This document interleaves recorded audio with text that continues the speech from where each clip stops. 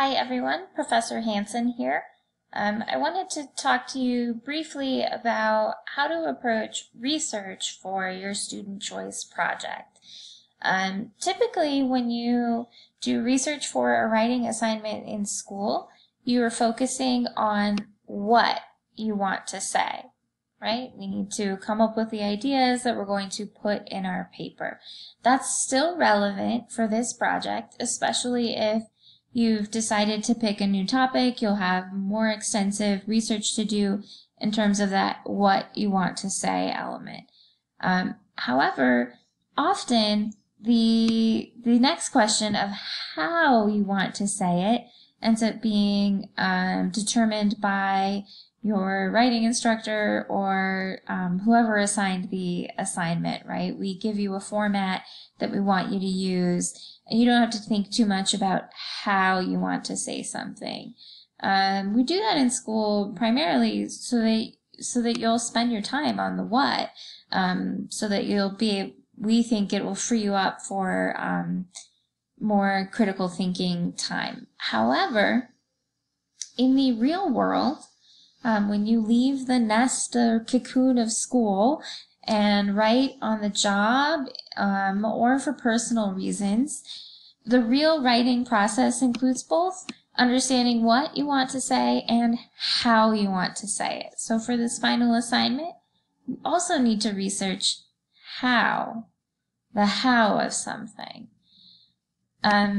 So I've outlined some steps you can take to research that how question. First, I would suggest looking around for not just what people have said on your topic, but how they're saying it. What kinds of formats or genres of writing are other people using to address your topic? Do you think those genres are effective? And what specifically is effective about them? Once you start to narrow your focus in on, like, I want to make this specific kind of genre, like maybe you want to make, you decided you wanted to make a PSA or a presentation or a website, whatever it is, and you want to start looking more closely at specific examples of that type of writing. And I'm going to encourage you, in fact, this is your assignment for the writing journal, to make systematic observations. When you want to do something systematically, you need a way to take the same kind of notes on every example that you look at. Just like you might in a scientific lab experiment, take the same notes for each time you change a variable in the lab, right? So we might think of our examples as new variables. So I created this chart you don't have to use this exact set of questions. I've got other observations here. You might change some of this around. But the point is to get you focusing on the features that make up whatever kind of genre you've selected. So when I talk about that, you can think about like an academic essay as having specific features. It includes a certain kind of title. The introduction almost always goes from broad focus to narrow focus to thesis statement. The body paragraphs are expected to have clear topic sentences, to have in-text citations for the sources that you're using. So those are all features that make up an academic essay. If you've decided that you want to write an editorial or create a website, then you're going to need to have a focused way to identify what are those features of an editorial so that you can make your own, right? So for example, let's see, I picked the topic of suicide in Wyoming. That's something that it's close to home for me and is an important topic for me.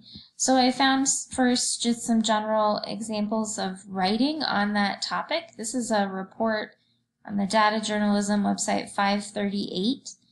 And I would call it kind of a multimedia report. There's interesting images. As I look through this report, it's not the kind of report I would submit to a school assignment. It's got a lot of narrative, personal experience. It's combining text with kind of photos that really kind of get at some emotional interest. there is a link here for the National Suicide Prevention Hotline, right?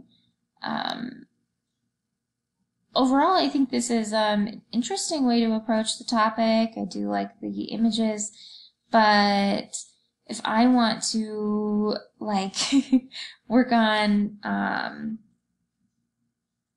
like reducing suicide, this maybe isn't the best genre for that purpose.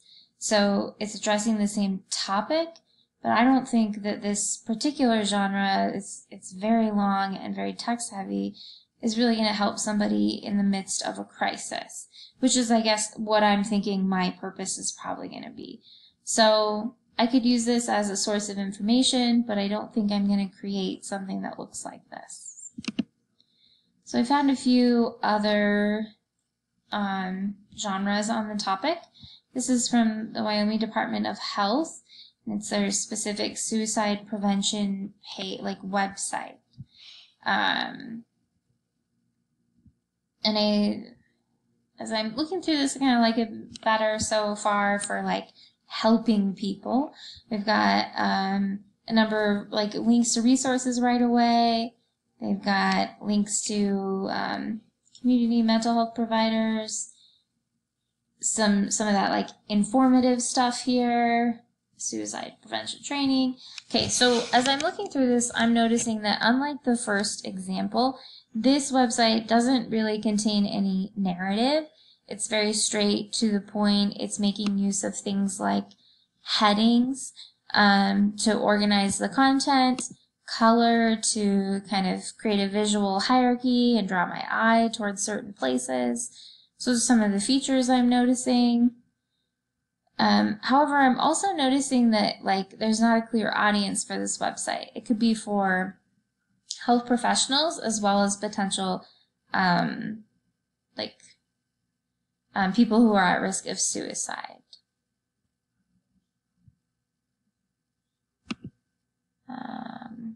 Where is it? And then here's another, this is a kind of national suicide prevention website. Again, I'm noticing it's set up similarly. It's got a lot of primarily information, some photos, not a lot of narrative, lots of links to more specific information, similar to the Wyoming Health website. It seems to be directed at both people who could be at risk, people who just want to learn, as well as providers and professionals.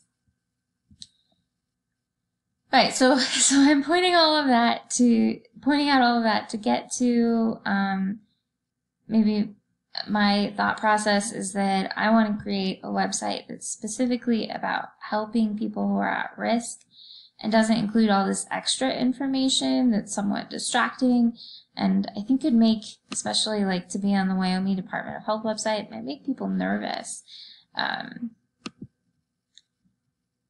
So what I would want to do is pay attention to kind of the features that make a website work, like the use of links, headings, color, images, but create my content in a way that speaks more specifically to my audience, which is only going to be like people who are at risk and need support and help and direction to resources within their community.